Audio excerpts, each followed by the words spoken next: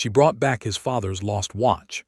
Then the secret inside changed two families forever. The day Rosalie Mercer placed the old silver watch in Eli Whitaker's hand, he thought she was only returning something his father had lost. He had no idea she was handing him the one secret that could shake two families, reopen wounds buried for 30 years, and lead his own heart toward a woman he had every reason to avoid. The funeral had ended beneath a pale Colorado sky, the kind of sky that looked too empty for grief. The small churchyard outside Willow Creek was quiet except for the soft creak of wagon wheels and the faint clink of bridles as neighbors began drifting back toward town. Dust clung to black hems and boot heels. A cold spring wind moved through the cottonwoods, bending the grass around the fresh mound of earth where Amos Whitaker had just been laid to rest. Eli stood beside the grave with his hat in both hands. He was 32, broad-shouldered from ranch work, with sun-browned skin and quiet eyes that had learned too late how much silence could cost a man. His father had been sick through most of the winter, though Amos had never called it sickness. He had called it tired blood, a stubborn cough, a weakness that would pass when the weather turned warm. It had not passed. Eli had come home too late to make peace with the years between them. At 17, he had left Whitaker Ranch after one sharp argument too many, riding south to work cattle drives and prove he could build a name without standing in his father's shadow. He came back only when his mother's letters grew shorter and shakier, and by then Amos's hands already trembled when he lifted a coffee cup. Now the man was gone, and everything Eli wished he had asked him sat buried in the earth with him. His mother, Martha Whitaker, stood a little behind him, wrapped in a dark shawl. She had not cried during the service. That almost frightened Eli more than tears would have. Martha had always been steady, even in drought, even when cattle prices fell, even when the roof over the west barn caved in under snow. But today her face had a stillness that made her look like someone listening for a voice she knew would not answer again. The town had come out for Amos. Ranchers, merchants, church ladies, men who owed him money, men he had once forgiven for owing him money too long. Eli knew most faces, though not all names. He had spent too much of his life away from Willow Creek to know who had aged kindly and who had grown bitter. But there was one face he noticed more than once.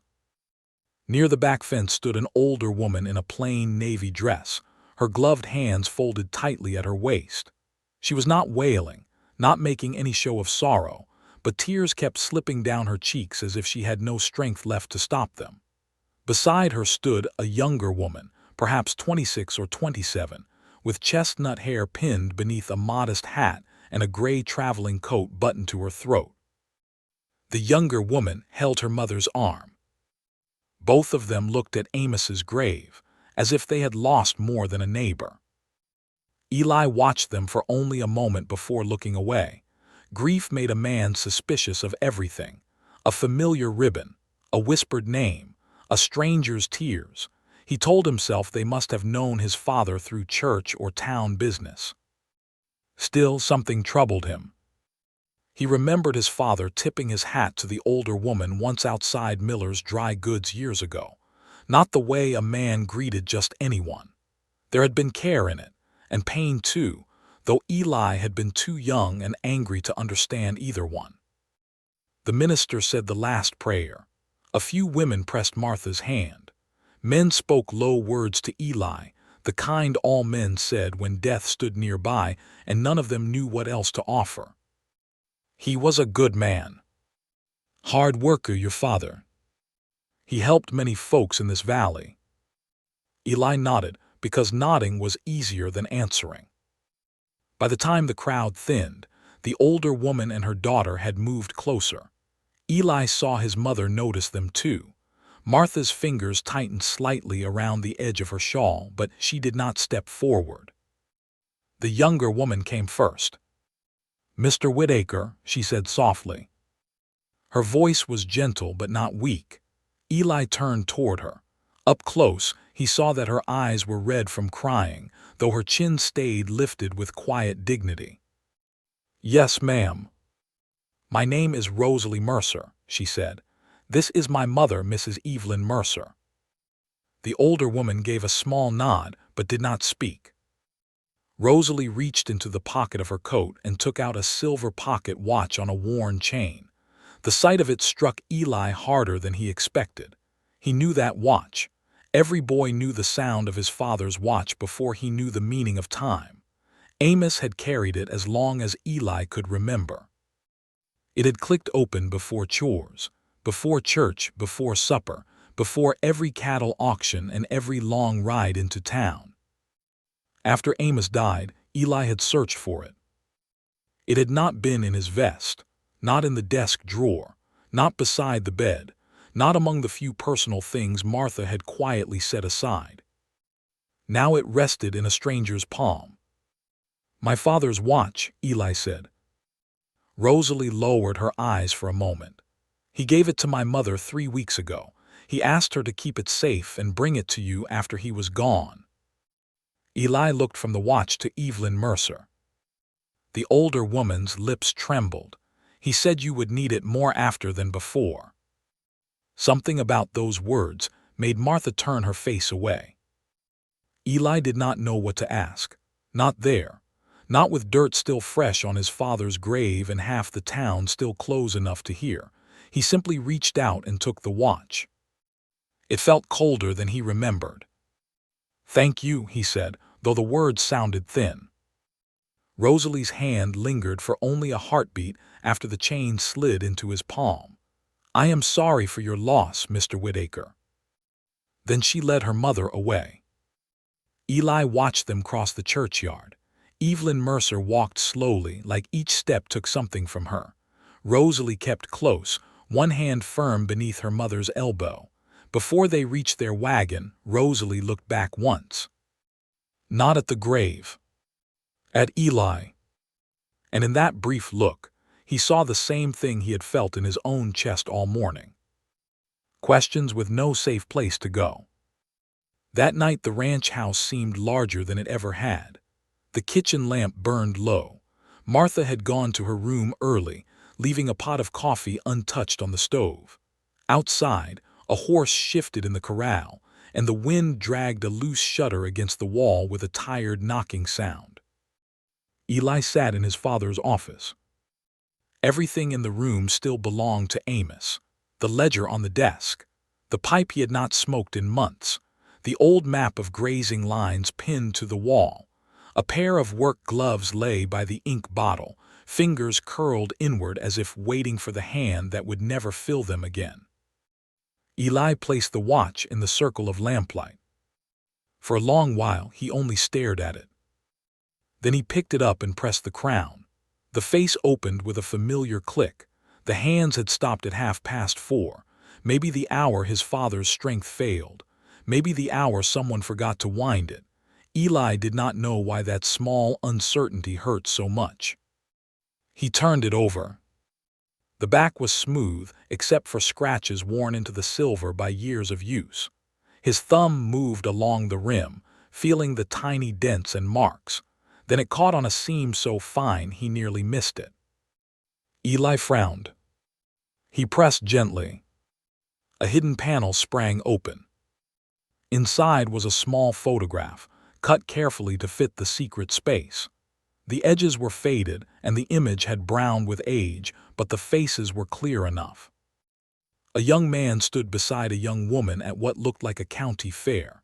He wore a dark coat and tried to look serious, but the corner of his mouth betrayed him. The woman beside him had bright eyes, a soft smile she was trying to hide, and one gloved hand resting on the back of a wooden chair. The young man was Amos Whitaker. The young woman was Evelyn Mercer. Eli's breath caught. He turned the tiny photograph over with careful fingers. On the back, in his father's handwriting, were words that made the room feel suddenly airless. Evelyn, summer of 1857, before duty taught us how much the heart can survive. Eli read it once. Then again. then a third time slower. His father had kept another woman's picture hidden inside his watch for nearly 30 years. And that woman's daughter had placed it in Eli's hand at his father's grave. Outside, the loose shutter knocked again in the wind. This time Eli flinched. Because somewhere in the quiet house, beyond the office door, his mother knew something. Maybe not all of it, maybe too much of it. And for the first time since Amos Whitaker died, Eli wondered whether the man he had spent his whole life trying to understand had carried a secret heart none of them had ever truly known. Morning came thin and gray over Whitaker Ranch, but Eli had not truly slept. He had sat in his father's office until the lamp burned low and the coffee in his cup went cold. The watch lay open on the desk, its hidden photograph staring up at him with a quietness that felt almost cruel. Amos Whitaker, as a young man, looked nothing like the father Eli remembered. In the little picture, Amos's shoulders were loose, his eyes almost laughing, his whole face softened by something Eli had never seen in him.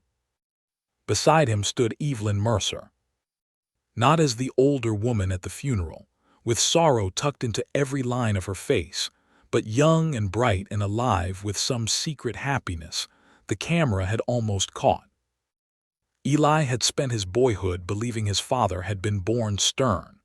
He had thought Amos came into the world with ledger ink on his fingers and a ranch worry between his brows. Seeing him young, smiling beside a woman who was not Martha Whitaker, made Eli feel as if the floor beneath his childhood had shifted. At dawn he closed the watch, slipped it into his vest pocket and went outside. The ranch was waking without Amos. That hurt more than Eli expected. The rooster crowed the same. The milk cow lowed from the barn. The hired hand, Ben Porter, crossed the yard carrying a feed sack over one shoulder, his breath pale in the morning chill. Horses pressed against the corral fence, waiting for grain, unaware that the man who had ruled their world for 30 years would never step into the yard again. Life did not pause because one heart broke. Eli hated that and needed it at the same time. He fed the horses himself. His hands moved by habit, but his mind stayed fixed on the watch.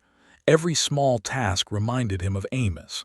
The way his father had tied a grain sack, the way he had checked a latch twice, the way he had whistled low through his teeth when a horse got restless. By the time Martha came onto the porch, Eli had already saddled his bay gelding. His mother stood in a dark dress, shawl wrapped close around her shoulders. Her hair, usually pinned neat before breakfast, had loose gray strands slipping near her temples. She looked at the horse, then at Eli. "You are going into town," she said. It was not a question. "Yes, ma'am." "To the Mercers." Eli stilled with one hand on the saddle horn. The wind moved, dust along the yard between them. "I need to understand why Pa gave them his watch," he said. Martha's face did not change much, but her fingers tightened around the porch rail. "Some answers do not bring comfort, Eli. Not knowing brought him to the grave with secrets." That struck her. He saw it in the small flinch she tried to hide. "I did not mean that cruelly," he said, softer. "No," Martha answered, "but cruel things do not always need cruel voices." For a moment, Eli thought she might tell him everything. Her eyes moved to his vest pocket as if she knew exactly where the watch rested. Then she looked past him toward the far pasture, where morning light touched the fence line Amos had built before Eli was born. "Your father was a good husband," she said. "I never said he was." Her mouth pressed into a thin line. People rarely say what they are truly asking. Eli stepped away from the horse. "Then I will ask it plainly. Did you know about Eli Mercer?" Martha looked at him then, truly looked. "I knew enough to be hurt by shadows," she said, "not enough to name them." The answer was worse than no answer at all. Before Eli could ask more, Martha turned and went back inside, leaving the screen door to close softly behind her. He rode into Willow Creek with the watch against his chest, and a storm gathering behind his ribs. The town looked ordinary in a way that made him almost angry. Wagons stood outside the mercantile. A boy swept the boardwalk in front of the barber's shop. Two women carried baskets past the church as if yesterday had not lowered a man into the earth and raised a secret in his son's hands. Mercer's Dry Goods sat near the middle of town, a two-story building with green shutters and a painted sign beginning to peel at the corners. Cloth, ribbons, work gloves, lamp oil, buttons, coffee, and every small thing a frontier town needed but could not make for itself filled the front windows. Eli tied his horse outside and stepped in. A bell above the door gave a light, bright ring. Rosalie Mercer stood behind the counter with a length of brown cloth spread before her. She held shears in one hand, but when she saw Eli, she did not cut. For a moment, neither of them spoke. Morning light from the window crossed her face, showing the tiredness beneath her eyes. She had grieved too, though Eli still did not know what right she had to that grief. "Mr. Whitaker," she said. "Miss Mercer." Her gaze dropped briefly to his vest pocket. "You found it." "Yes." The shears lowered to the counter. A woman near the back shelves, elderly and round-faced, glanced over. Rosalie noticed and came around the counter. "Walk with me," she said quietly. She led him outside and down the boardwalk to the alley beside the shop, where the smell of flour, horse dust, and damp wood hung in the cool air. A wagon rattled past on the street, drowning the silence for a few seconds. Eli took the watch from his pocket and opened the hidden panel. Rosalie looked at the photograph with no surprise. "How long have you known?" he asked. "Since I was 15, she said. "I found my mother crying over it one winter evening. She told me enough to keep me from imagining worse than the truth." "And what is the truth?" Rosalie folded her hands before her as if steadying herself. "Your father and my mother cared for each other before either of them married. They were young, 19, I believe, maybe 20. My mother's family wanted her to marry my father, Thomas Mercer, because he had a store and prospects. Your father was expected to take the ranch and marry a woman suited to that life." "My mother." "Yes." Eli looked down at the photo again. "He kept her picture all these years." "She kept none of his," Rosalie said. The words were gentle, but he heard the warning in them. Rosalie went on. "My mother did not steal anything from yours, Mr. Whitaker. She married my father. She bore his children. She stood beside him until the fever took him 6 years ago. Whatever she felt for Amos Whitaker belonged to a time before vows were spoken. And after—" Rosalie looked toward the street, a horse stamped nearby, shaking its harness. "After," she said carefully, "they remained kind to each other. In a town this small, avoiding one another would have drawn more talk than courtesy ever did. He asked after me when I was young, brought peppermint from Miller's counter sometimes. My mother sent soup once when he broke his leg in that cattle chute. Small things, neighbor things. Neighbor things do not get hidden in watches." "No," Rosalie admitted, "they do not." That honesty quieted him more than any defense could have. Eli shut the watch but kept it in his hand. "Why did he give it to your mother before he died?" Rosalie's expression changed. Something like sorrow crossed her face, but not only for Amos. "Because he wanted one person to remember he had been more than a sick man in a bed," she said. "More than a rancher with a ledger. More than a father who did not know how to speak before it was too late." Those words pierced straight through Eli's anger. He looked away. Rosalie softened her voice. "He said you had come home, but he feared you still only saw the man you left behind at 17. Eli's hand closed around the watch chain. "He talked about me. Often." The answer almost broke him. For years, Eli had believed his father's silence meant disappointment. Now a woman he barely knew stood in an alley behind a dry goods store, telling him Amos had spoken his name when Eli was not there to hear it. "What did he say?" Eli asked. Rosalie hesitated. Then from inside the shop came the sound of a cane tapping on floorboards, slow, measured, approaching. Rosalie turned. Eli Mercer stood in the back doorway, one hand on the frame, her face pale but composed. "If there is more to tell," Evelyn said, looking at Eli with eyes that had known his father before grief hardened them both, "it should come from me." Eli Mercer did not invite Eli into the shop. She led him through the narrow back doorway and up a set of stairs that creaked under each careful step. Rosalie walked behind them, close enough to help her mother if she faltered, but Evelyn did not lean on her. Pride, Eli thought, could be as stubborn in a grieving woman as it ever was in a ranch man. The rooms above Mercer's dry goods were small but warm. A braided rug covered the parlor floor. A sewing basket sat beside a rocker near the window. On the mantel stood a row of framed photographs, most of them faded by sun and time. A stern man with a merchant's beard. Two little boys Eli did not know. Rosalie as a child with a ribbon too large for her hair. Evelyn in middle age beside the store counter, one hand resting on a ledger.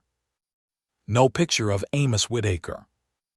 That mattered to Eli, though he could not have said why. Evelyn lowered herself into the rocker and motioned for him to sit. Eli remained standing at first, hat in hand, until Rosalie gave him a look that seemed to say grief did not excuse bad manners. He sat on the edge of a straight-backed chair. For a few moments, no one spoke. Downstairs, a customer entered the shop. The bell rang faintly. Boards groaned beneath footsteps.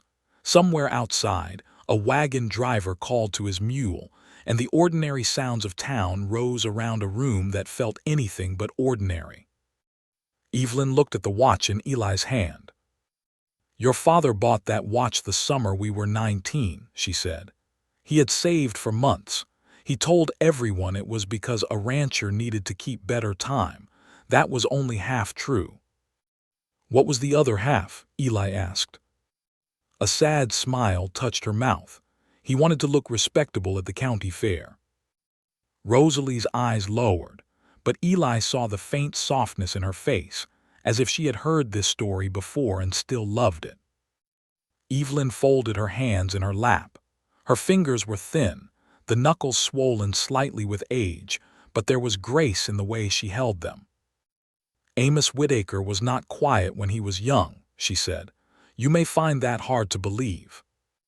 "I do," Eli admitted. "He laughed too loud, rode too fast, argued with preachers and apologized to horses. He was the kind of boy who thought every fence was a suggestion. Your grandfather did not know what to do with him." That image sat strangely in Eli's mind. His father who measured every fence post twice, once being a boy who treated fences like dares. Evelyn looked toward the window, but Eli had the feeling she was seeing a year long gone. "We knew each other from church first, then from town picnics, then from every place young people find excuses to be when they hope someone else will be there too. By the time that county fair came, everybody knew, though we had said nothing plain enough to make it official." Eli looked down at the watch. "Then why did it not become official?" "Because wanting and choosing are not the same," Evelyn said. The words were simple. The weight inside them was not. "My father had debts," she continued. "The store was failing then. Thomas Mercer's family offered help, but help on the frontier often came with strings tied so neatly no one called them strings. Thomas was steady, kind in his way. He wanted me. My parents believed he could give me a safer life than a rancher's son with more temper than land. And my father—" "Your father had his own duty waiting. His mother was ill. His father needed him. The ranch had just come through a hard drought. There was talk of him marrying Martha Reed because her family's pasture bordered yours, and joining those pieces of land would strengthen both households. My mother was chosen for land. Evelyn looked at him sharply then, not with anger but with firm correction. Do not make less of your mother because of how two families first saw the match, she said. Many good marriages on this frontier began with practical reasons. Some stayed only practical. Some became more than anyone expected. Your father respected Martha from the start. In time, he loved her deeply. I will not sit in my own parlor and let you believe otherwise. Eli felt shame warm his neck. I did not mean to insult her. I know, Evelyn said, but grief can make a man careless with other people's pain. Rosalie moved quietly to the small stove and poured coffee into 3 cups. Her hand trembled only once when she handed Eli his. He noticed because he had begun noticing more than he wanted to. What happened after the fair? He asked. Evelyn's face tightened. We quarreled, she said. Not loudly, not in some dramatic fashion worth gossiping over. That would have been easier. He asked me to wait. I told him waiting would not save my father's store. I asked him to speak to his father. He said his father would never listen while his mother lay sick and the ranch sat one bad season away from ruin. She breathed in slowly. So we did what young people often do when they are frightened. We mistook helplessness for sacrifice and silence for strength. He married Martha that winter. I married Thomas in the spring. Eli glanced at Rosalie. She stood near the stove, eyes on her cup, but he knew she was listening to every word. Did you see him after that? Eli asked. This valley is too small for people to disappear, Evelyn said. We saw each other at church, at the store, on market days. We became careful, then civil, then, after enough years, almost friends again. Almost. A long silence followed. Evelyn's voice was softer when she answered. Friendship is simple only when no one is watching it bleed from an old wound. Eli thought of his mother on the porch that morning, saying she knew enough to be hurt by shadows. Did my mother know? He asked. She knew there had been affection once. I do not know what Amos told her. I know what I tried to show her. I never crossed into her home uninvited. I never spoke to your father in a way I would not have spoken before her. When he came into the store, I kept my hands busy and my words ordinary. But she still suffered. Evelyn closed her eyes briefly. Yes. That single word changed the room. Eli had come looking for a secret he could judge. Something clear. Something with a guilty party and an innocent one. Instead, he found 4 young people pushed by family duty, money, land, sickness, pride, and silence, each carrying a piece of hurt that did not fit neatly into blame. Then why keep the photograph? He asked.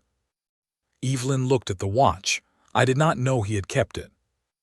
Eli stared at her. He never showed it to you.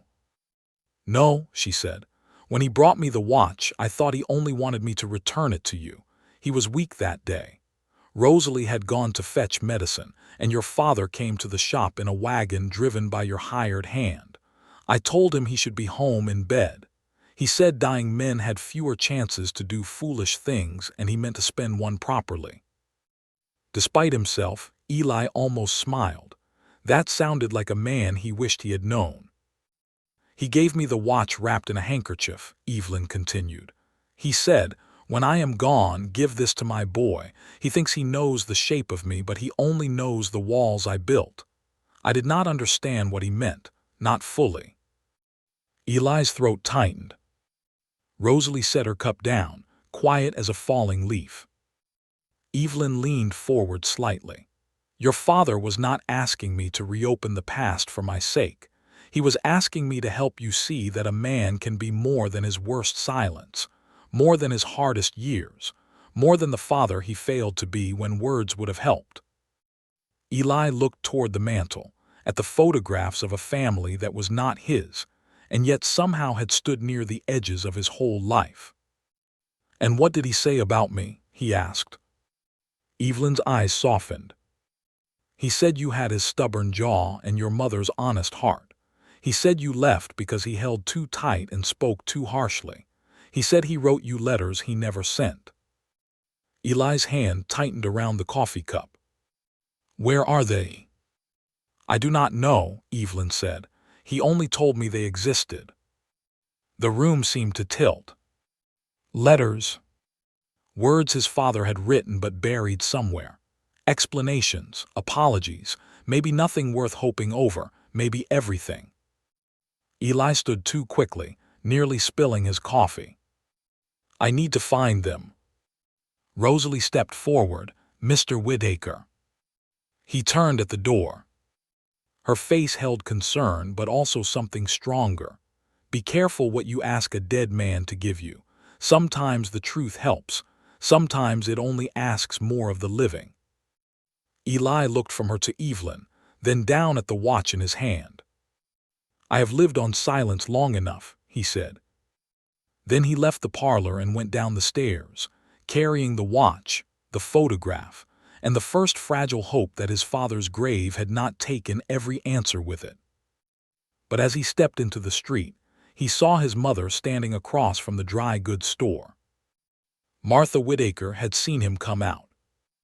And from the look in her eyes, Eli knew the hidden photograph was no longer the only secret threatening to break open.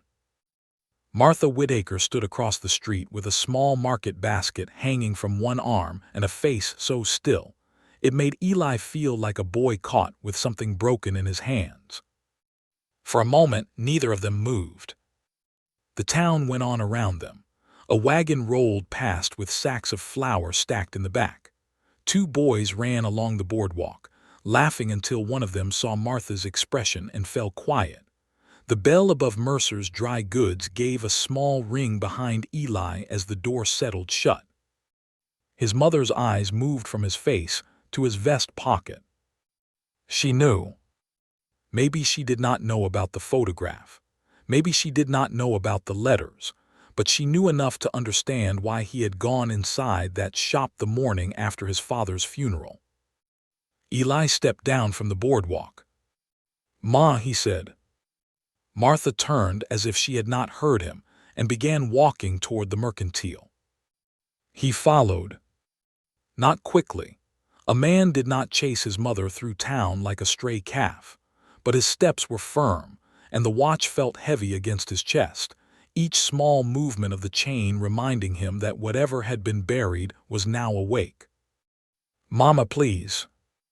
She stopped near the hitching rail outside Miller's mercantile. Her fingers tightened around the basket handle until the knuckles showed pale. "Not here," she said. "Then where?" "At home, where a family's pain belongs." The words were quiet, but they cut hard. Eli took off his hat. "I did not go there to shame you." Martha looked at him then, and the hurt in her eyes was not sharp like anger. It was older, worn smooth by years of being carried alone. "No," she said. "You went because your father left you a question, and like your father, you did not think what the asking would do to anyone standing nearby." Before Eli could answer, the door to Mercer's dry goods opened again. Rosalie stepped out. She did not come close at first. She stood on the boardwalk with one hand resting near the doorframe, her gaze moving from Eli to Martha. There was no boldness in her face, no desire to enter a family matter, but there was concern, and perhaps guilt too, though none of this had begun with her. Martha saw her. For one painful second, the two women looked at each other from across the street, the widow of Amos Whitaker and the daughter of the woman whose picture he had carried. Rosalie lowered her eyes first.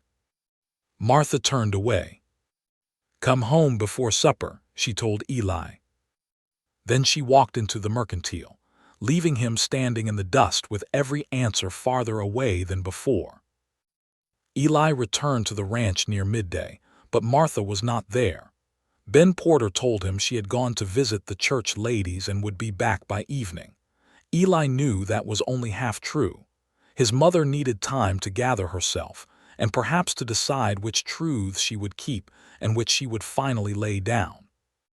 So he went to his father's office. The room looked different now. Yesterday it had been a place of grief. Today it was a place of searching. Eli opened every drawer of the desk. He moved ledgers, tax papers, old bills of sale, and bundles of receipts tied with string. He found a rusted spur, 3 dull pencils, a broken pair of spectacles Amos had refused to throw away, and a small cloth pouch with cattle tags from animals long dead. Each object carried his father's habits but not his heart. No letters. He searched the cabinet next, then the shelf behind the office door, then the wooden trunk beneath the window where Amos kept winter records and old land maps. Dust rose into the slant of afternoon light. Eli wiped his sleeve across his brow and kept going. He did not know what he wanted the letters to say. "Forgive me, son. I missed you. I was proud of you.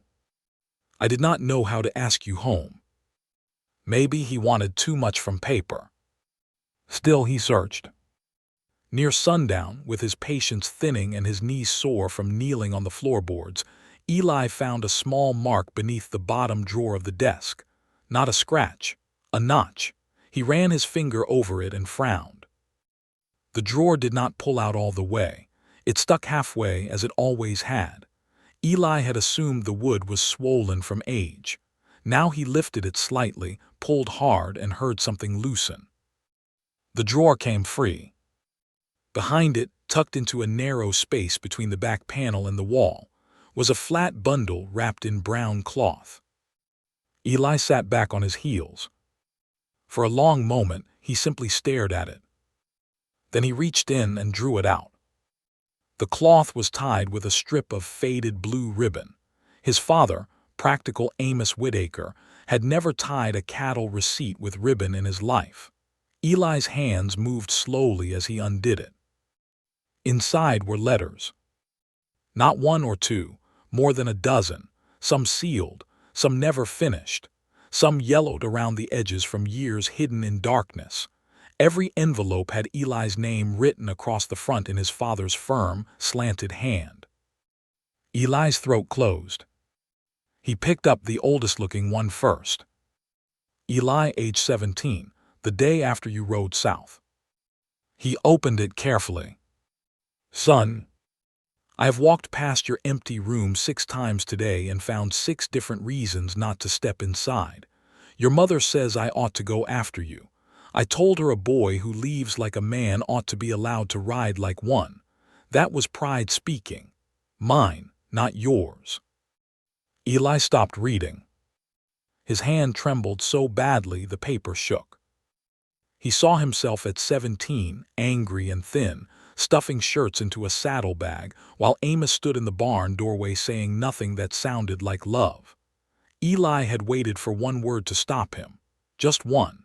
Instead, his father had said, "If you are grown enough to leave, be grown enough not to come crawling back."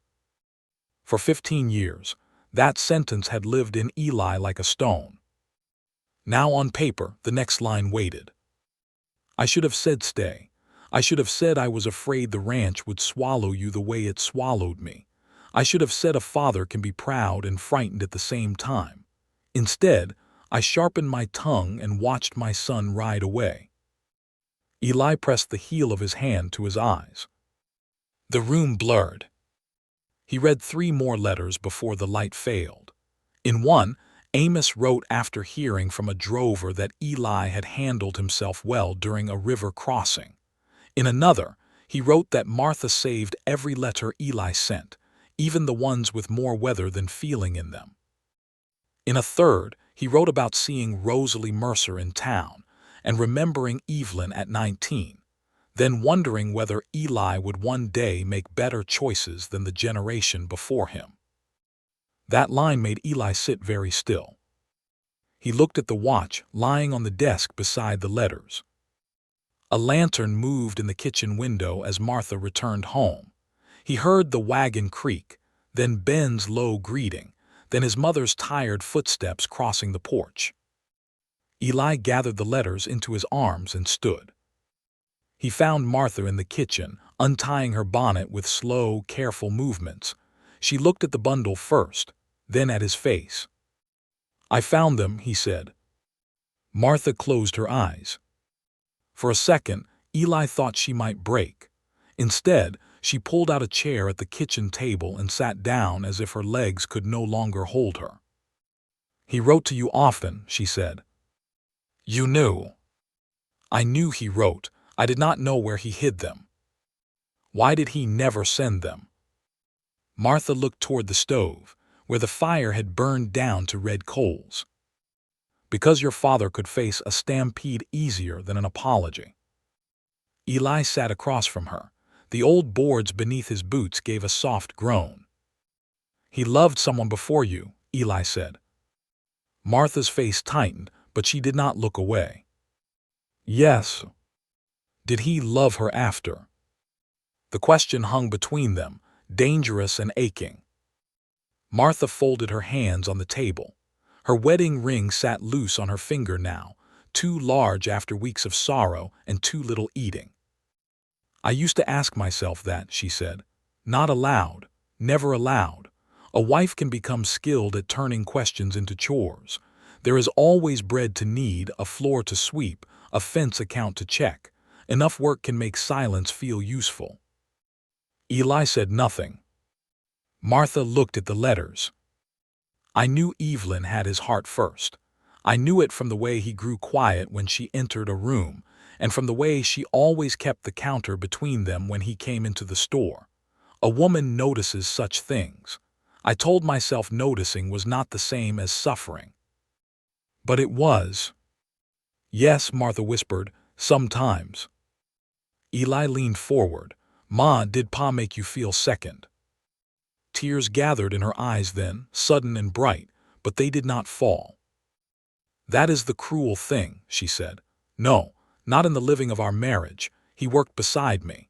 He trusted me with every hard choice. He sat up all night when you had lung fever at 9. He held my hand the morning your sister was born too early and did not live.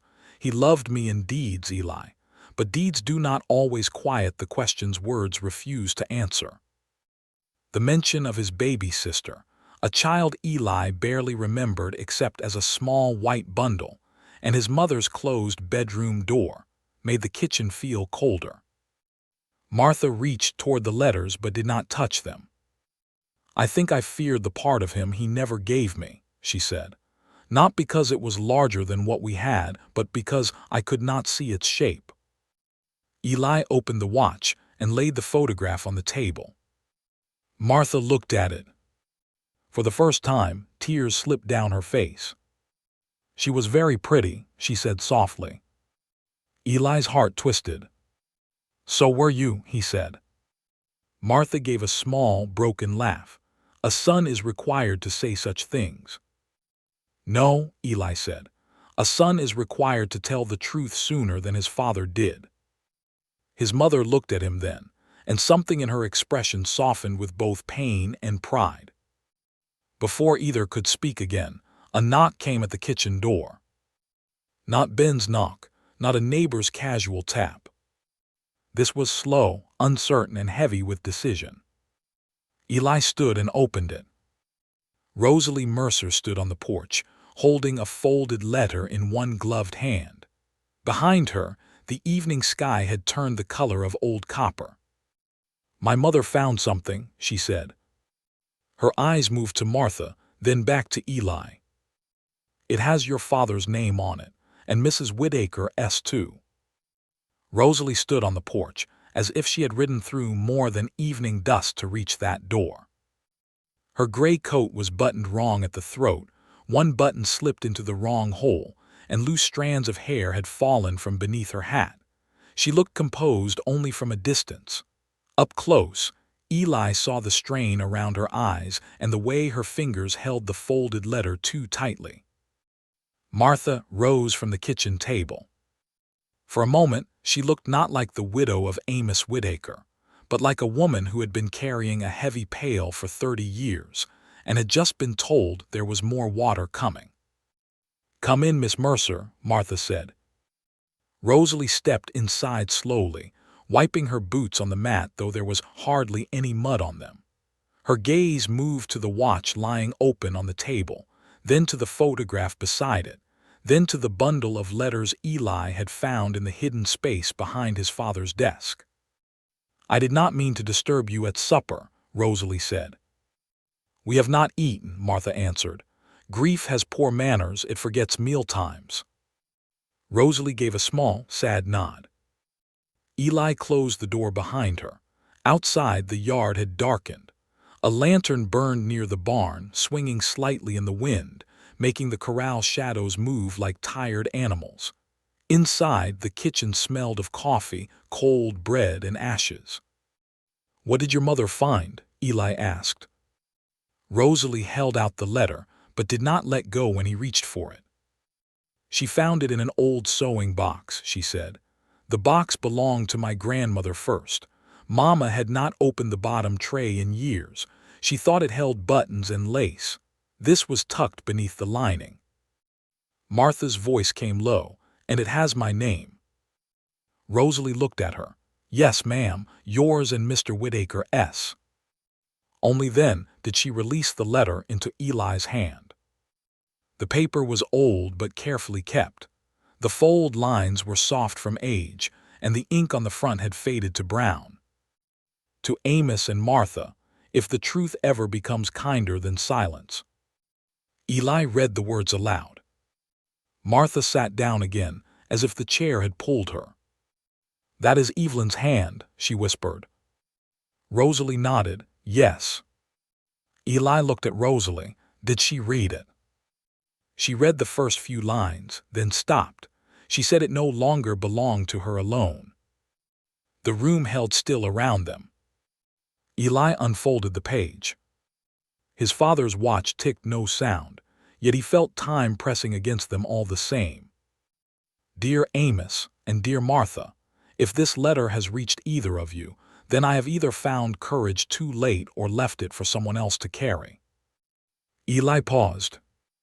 Martha stared at the table, but her hands were clasped so tightly the fingertips had gone white. He continued, "I have often believed the kindest thing I could do was keep quiet. I told myself that silence protected Martha from old pain, protected Thomas from old doubts, protected Amos from shame, and protected me from having to stand plainly inside the life I once wanted and the life I chose instead. I see now that silence is not always mercy. Sometimes it is only fear dressed in Sunday clothes." Rosalie looked away toward the stove. Eli read on slower now. "Martha, I do not know what Amos has told you. I do not know what you have guessed. I only know that no woman should have to fight a ghost she is not allowed to name. I loved Amos when we were young. I loved him before he was your husband, before I was Thomas's wife, before duty and family and money taught us to put our hearts away like winter quilts." Martha closed her eyes. "But I did not love him more than he loved the life he built with you. I saw that, even when it hurt my pride to see it. I saw it when he spoke of the ranch and said Martha and I. Never only I saw it when he came into the store muddy from a storm and bought blue ribbon because he said his wife had gone too long without something pretty. I saw it when your little boy had fever, and he stood outside the church at dawn asking every person of faith to pray, though he never liked admitting fear in front of anyone." Eli's throat tightened. He remembered the fever only in pieces, a dark room, a wet cloth, his mother's hand, his father's boots at the side of the bed. He had not remembered prayer. Martha pressed one hand over her mouth. The letter continued. "If I kept distance from you, Martha, it was not because I judged you. It was because I did not know how to stand near the woman who had done nothing wrong and still carried the life I once imagined for myself. That was my weakness, not yours. You were never second to me because you and I were never standing in the same place. Amos's past belonged to me for a little while. His home, his years, his work, his son, and the woman he became steady for belonged to you. A tear fell from Martha's cheek onto the table. Eli stopped reading. "No," Martha said softly, "finish it." He obeyed. "Amos, if you are reading this, forgive me for never saying plainly that I was glad you had a good life. I said it in small ways because small ways felt safer. A jar of preserves after a hard season, a greeting at the market, peppermint for your boy. But I should have said the full thing at least once. I was glad you became a good man, even if becoming good made you quieter than the boy I knew. And if someday our children find themselves drawn together by kindness, do not let old sorrow stand in their way. Let them belong to themselves. Let them choose with open hands, not clenched ones. We were young and frightened. They need not inherit that." The last line was written darker, as if Evelyn had pressed the pen harder. The past should teach them, not claim them. Eli lowered the letter. No one spoke. The kitchen fire cracked softly. Outside, one of the horses snorted in the dark. Rosalie stood near the door, her face pale, her eyes bright with tears she would not let fall. Martha looked at the letter as if it had both wounded and freed her. Finally, Martha reached out. "May I?" Eli placed the letter in her hands. She touched Evelyn's handwriting with the tips of her fingers. "All these years," she said, "I thought she kept quiet because there was something shameful to hide." Rosalie's voice trembled. "Mama thought the quiet was kindness." Martha looked up at her. "We were all wrong in our own careful ways." That truth settled over them gently, but it did not make everything easy. Eli turned toward Rosalie. "Your mother wrote that our children might be drawn together." Color rose faintly in Rosalie's cheeks. "She wrote that years ago." "Still," he said. Rosalie's eyes met his. "Still." The word carried more than either of them could safely say in Martha's kitchen, standing over old love, fresh grief, and a watch that had already revealed too much. Martha noticed. Of course she noticed. A mother who had spent half a lifetime reading silence could not miss the quiet between her son and Evelyn Mercer's daughter. She folded the letter with care and set it beside the photograph. "Miss Mercer," she said, and her voice had changed. It was not cold, but it was guarded again. "Tell your mother I thank her for the truth." Rosalie nodded. "I will." "And tell her," Martha added, her hand resting near Amos's hidden letters, "some truths arrive with kindness and still leave a bruise." Rosalie swallowed. "Yes, ma'am."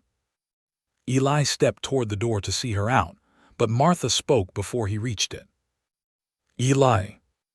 He turned. His mother looked from him to Rosalie. There was no anger in her face now, only fear. "Do not mistake a shared wound for a calling," she said. Rosalie lowered her eyes. Eli felt the warning land between them like a closed gate. He opened the door. The cold evening air slipped in. Rosalie stepped onto the porch, then paused beside him. "I am sorry," she whispered. "For what?" "For being part of the thing that hurts her." Eli looked at the dark road leading back toward town. "You did not make the hurt." "No," Rosalie said, "but I may still pay for it." Then she walked down the porch steps and into the deepening night, carrying nothing in her hands, yet leaving behind a truth that had changed the air inside the Whitaker house. Eli watched until her figure disappeared beyond the lantern glow. Behind him, his mother sat alone at the kitchen table with the old letter, the hidden photograph, and the watch between her and the empty chair where Amos Whitaker would never sit again. And for the first time, Eli understood that finding the truth was only the beginning. Now they had to survive what it awakened. Rosalie did not sleep much that night. She lay in the small room above Mercer's dry goods and listened to her mother moving quietly in the next room. Once, near midnight, she heard Evelyn open the stove door and stir the coals. Later, she heard the soft scrape of a chair in the kitchen below, though no one had any reason to sit at the table in the dark unless old memories had come to claim the chair first. By morning, the town had already begun doing what small towns did best. It talked. Rosalie felt it before she heard it. A change in the way Mrs. Bell paused too long over a spool of thread.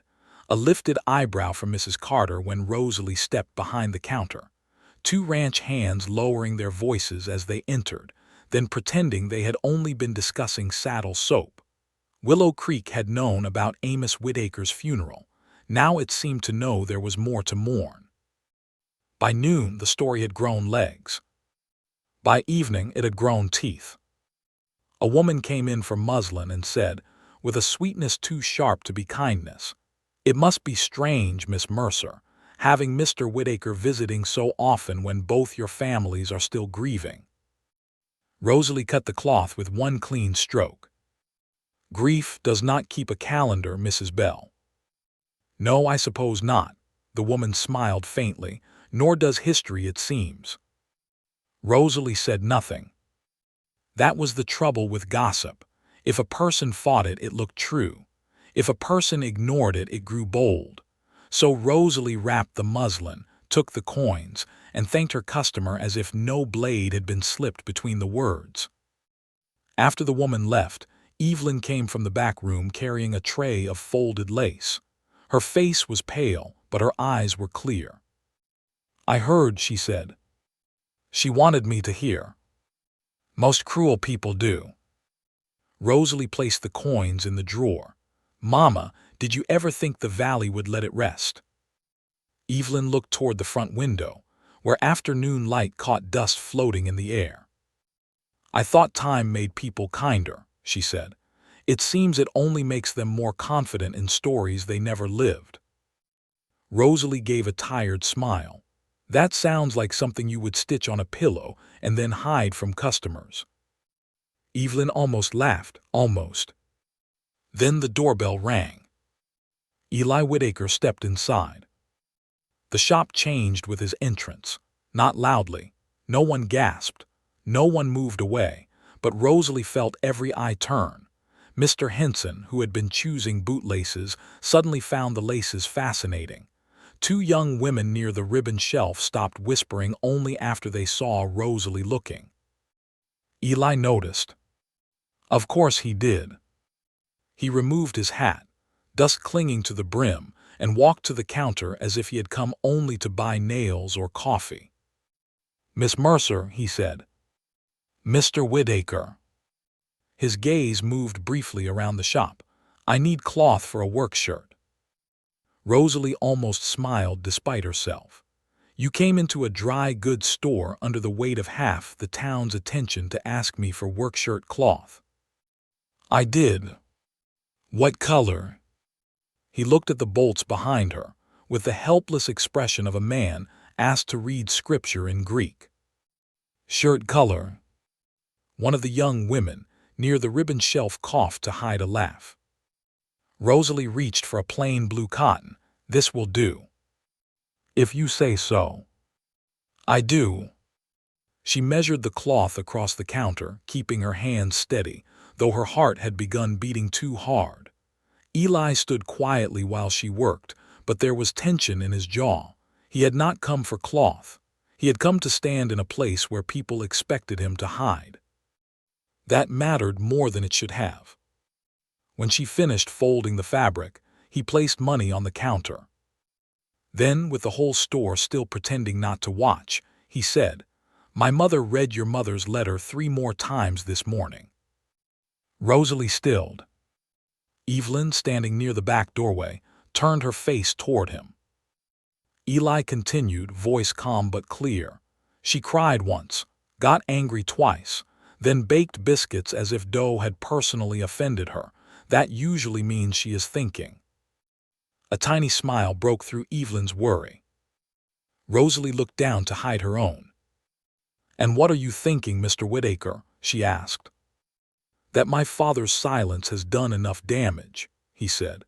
"I will not help it do more by acting ashamed when I have done nothing shameful."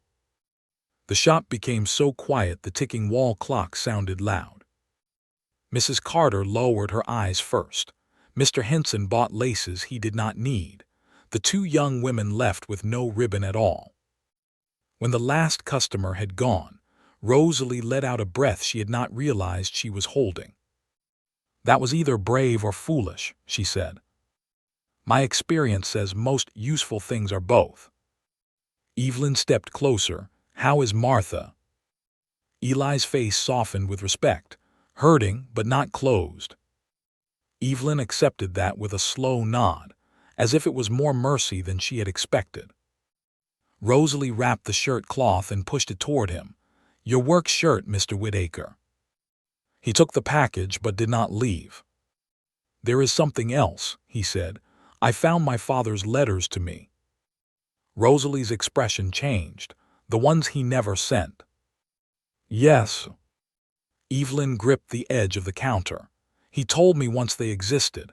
I hoped he would have courage enough to mail at least one." "He did not." Eli's voice held no bitterness now, only sadness, "but he kept them." "That is something," Evelyn whispered. "It is," Eli said, "and in one of them he wrote your mother's name." Rosalie looked at Evelyn. Eli reached into his coat and took out a folded page. "I did not bring it to accuse. I brought it because I think it belongs to the truth all four of our parents avoided." Evelyn did not reach for it at once. Rosalie saw fear cross her mother's face, old fear, the kind that did not vanish just because hair turned gray. Finally, Evelyn took the letter and opened it. Eli's father had written it 2 years before his death, on a night when his illness had first begun to frighten him. "Son, if you ever find this, know that a man can love one woman in memory and another in life, and if he is honest, he will not confuse the two. I failed often at honesty in speech, but not in my vows. Evelyn was the first girl who made me believe I could be more than my father expected. Martha was the woman who stood beside me while I became what life required. One does not erase the other. The heart is not a ledger where one name must be crossed out for another to count." Evelyn sat down on the stool behind the counter. Rosalie placed a hand on her shoulder.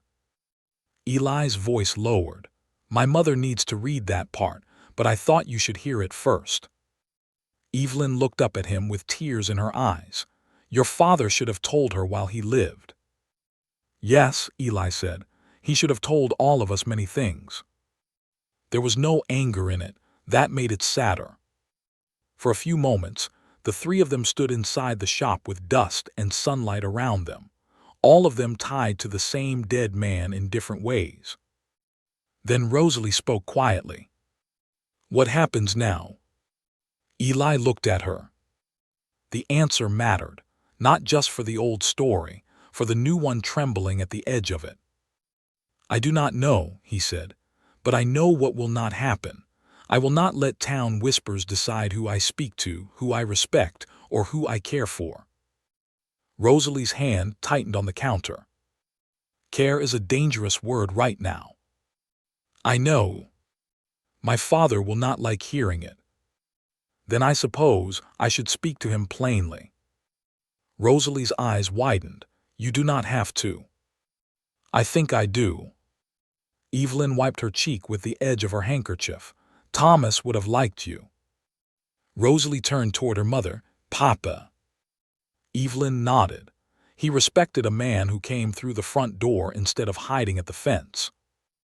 Eli gave a faint smile. "Then I will try the door." Rosalie should have told him no. She should have said this was too soon, too tangled, too likely to bring more pain down on both houses. But the words would not come.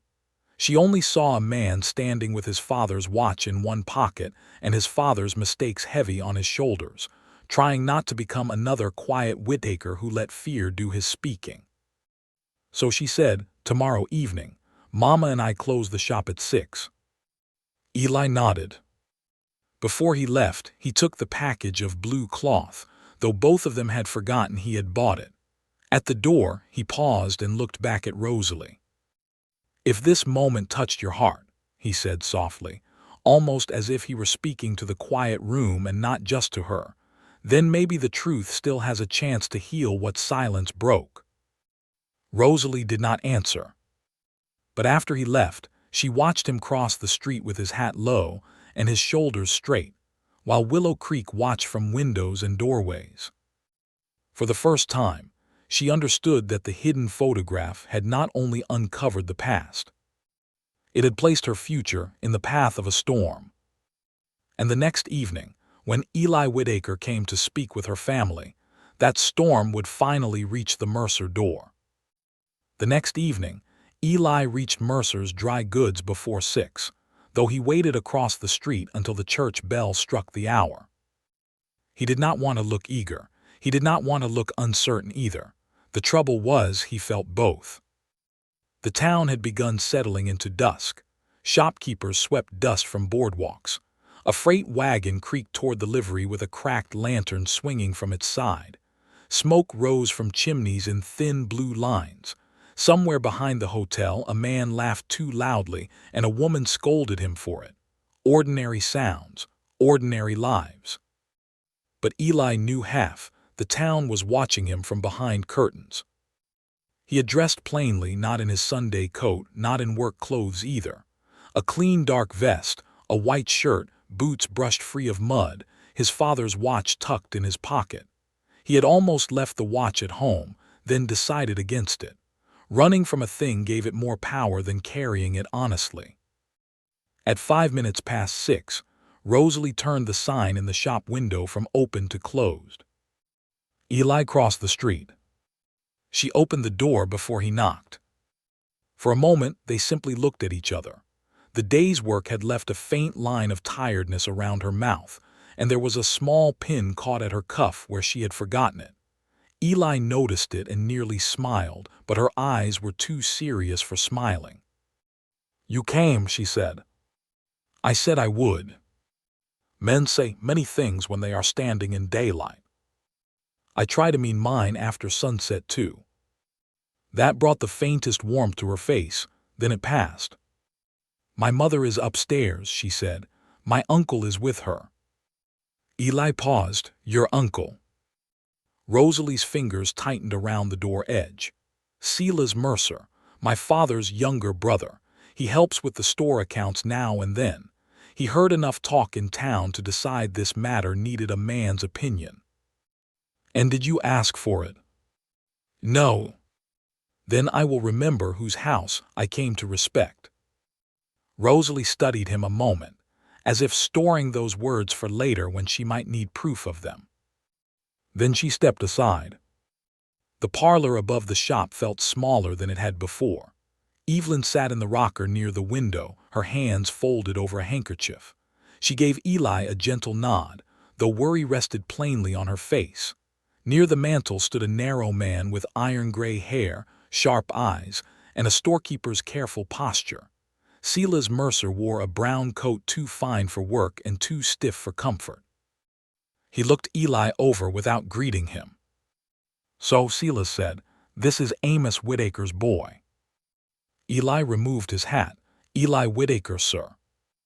"I know your name." "Yes, sir. I expect most people in town do by now." Rosalie shut the door behind him. The click sounded louder than it should have. Silas gave a humorless smile. "Then perhaps you understand why I am concerned." "I understand why folks are curious," Eli said. "Concerned is a kinder word than some deserve." Evelyn's eyes lowered briefly, but Rosalie's lifted to him with quiet approval. Silas crossed his arms.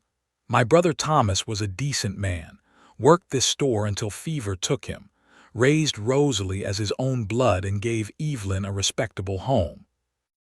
"No one here has spoken against him," Eli said. "Not with words, maybe." Silas glanced at the watch chain near Eli's vest.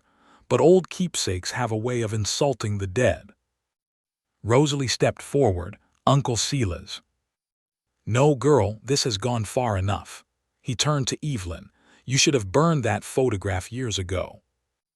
Evelyn flinched, as if he had slapped the air beside her. Eli felt heat rise in him, but he kept his voice steady. "That photograph was not yours to burn." And was it yours to carry into my family?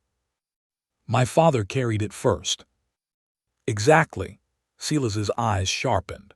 And now his son comes here, stirring old sentiment, standing in the shop so neighbors can whisper, making my niece look like she is chasing a ghost through his bloodline. Rosalie went pale. Eli's hand curled around his hat brim. He wanted to answer with anger. A month earlier he might have. Amos Whitaker's temper had not skipped his son. But there were 3 women in that room who had already suffered enough from men letting pride speak first. So Eli looked at Rosalie. Not at Silas, not at Evelyn, at Rosalie. I came because your niece deserves to hear what I mean from my own mouth, he said. Not from town windows, not from old letters, not from people frightened by a story that belongs to someone else. Rosalie's eyes held his. Silas scoffed, fine words. Plain ones, Eli said. I cannot change that my father loved Eli Mercer before he married my mother. I cannot change that he hid a photograph and left too much unsaid. I cannot make this town kinder by wishing it, but I can tell the truth about what is mine. And what is yours? Silas asked. Eli took a slow breath. The room seemed to hold itself still. My regard for Rosalie, he said. That is mine, not my father's, not Evelyn's, not Martha's, not yours, mine. Rosalie's lips parted slightly, but she said nothing. Eli went on, softer now. I do not know what it will become. It may become nothing if she wishes it, but it will not be called a shadow just because our parents once stood in one. Evelyn pressed her handkerchief to her mouth. Silas looked unsettled, but not moved enough. You speak as if wanting is enough, he said. Wanting made this mess once already. No, Evelyn said. The word was quiet, but it turned every face toward her. She rose from the rocker with effort. Rosalie moved to help, but Evelyn lifted one hand, asking her to stay. Wanting did not make the mess, Silas, Evelyn said. Fear did, family pressure did, money did, pride did, silence did. But love, even young love, was not the sin everyone keeps trying to bury. Silas's face tightened. Thomas was my brother. And my husband, Evelyn said. Do not defend him by making me a liar in my own parlor. The room fell silent. Eli saw Rosalie's eyes fill with tears. Evelyn continued, each word careful but firm. I loved Thomas Mercer, not the same way I once loved Amos. Not with the same foolish brightness of youth, but with years, with work, with children, with the tenderness that comes from knowing which cough means fever and which silence means worry. He was not second because Amos came first. A life is not a race, Silas. Silas looked away. For the first time, Eli saw something more than judgment in him. Pain, loyalty. Perhaps his own grief for a brother whose place in the story felt threatened by a dead man's watch. Rosalie stepped closer to her uncle. Papa never made me feel like he was living in another man's shadow, she said. Please do not put me there now. Silas's face softened, but only for a breath. Then he looked at Eli again. And your mother, does she welcome this fine regard of yours? Eli did not lie. No. Rosalie's face fell slightly. Eli turned toward her. She is trying, but she is hurt, and hurt does not turn into blessing overnight. At least you admit it, Silas said. I admit all of it, Eli answered. That is the difference I am trying to make. From downstairs came a sudden knock at the shop door. Everyone froze. The shop was closed. The sign said so. No customer should have been knocking with dusk already settling deep. Rosalie moved first, but Eli stepped toward the stairs. I will go. This is our store, Silas said. And if town gossip has sent someone here looking for sport, I would rather they face me before they face your niece. Rosalie touched his sleeve as he passed, a small touch, barely there, but it steadied him more than any firm hand could have. He went downstairs and opened the front door. Martha Whitaker stood on the boardwalk. Her shawl was drawn around her shoulders, and in one hand she held the bundle of Amos's unsent letters. In the other, she carried the hidden photograph from the watch. Eli stared at her. "Ma." Her eyes were tired but clear. "I have spent 30 years letting silence speak for me," she said. "I will not let it speak to that girl's family tonight." Behind Eli, Rosalie had come halfway down the stairs. Evelyn stood above her, one hand on the railing. Silas appeared at the landing, stern and uncertain. Martha stepped into the shop. She looked up at Eli Mercer. "I believe," Martha said, her voice trembling but strong, "it is time every living soul in this room stops protecting the dead from truths they should have told while they were breathing." And with that, she laid Amos Whitaker's letters on the counter between both families. The shop seemed too small to hold both families and all the years that had brought them there. Martha Whitaker stood by the counter with Amos's letters under one hand and the hidden photograph under the other. Her shawl had slipped from one shoulder, but she did not reach to fix it. The lamplight made the silver in her hair shine softly, and for the first time since the funeral, Eli saw something in her face besides grief. Resolve. Rosalie stood halfway down the stairs, one hand on the railing. Evelyn remained above her, pale and still, while Silas Mercer watched from the landing as if uncertain whether to protect his family from Martha or from the truth itself. Eli closed the shop door behind his mother. The bell gave one small sound, then silence returned. Martha looked at the photograph first. Her fingers rested near the faded image of young Amos and young Evelyn, both trying not to smile at a county fair no one else in the room had seen. "I hated this picture when Eli showed it to me," Martha said. Evelyn lowered her eyes. "I hated how young he looked in it," Martha continued. "How light, how unlike the man I knew in later years, and I hated you for standing beside that part of him." Rosalie took one step down, then stopped. Evelyn's voice was barely above a whisper. "I never meant to take anything from you." "I know that now," Martha said, "but knowing does not always arrive before pain has done its work." She opened the bundle of letters and pulled one from the top. "This was written to Eli," she said, "but I believe Amos meant it for more than one person, whether he had the courage to understand that or not." Eli moved closer to her. "Ma, you do not have to." "Yes," she said, looking at him. "I do, because I spent too many years waiting for your father to say what needed saying, and then I spent the last 2 days angry that death had made him safe from answering. I will not hide behind him now." She unfolded the letter. The paper shook in her hands, but her voice steadied as she read. "Son, there are parts of a man that age does not erase. It only covers them with work. Evelyn knew me before the ranch had claimed my back and before worry had trained my mouth to stay shut. I loved her then. I have never found a clean way to say that without fearing it would wound your mother." Martha paused. Evelyn pressed a hand to her chest. Martha read on. "But if I die without saying the rest, then I will have wronged Martha worse than any old memory could. Your mother was not the woman left over after a first dream failed. She was the woman who taught me that love could be built in the dark, one hard day at a time. She held this ranch together when I was too proud to admit the bank was near taking it. She buried our little girl with more courage than I had in my whole body. She raised you with tenderness where I offered rules. If there is any good in me that lasted, it was because she kept calling it forward even when I gave her little thanks for it." Martha's voice broke on the last line. Eli felt the words strike somewhere deep inside him. His mother lowered the letter and covered her mouth, but only for a moment.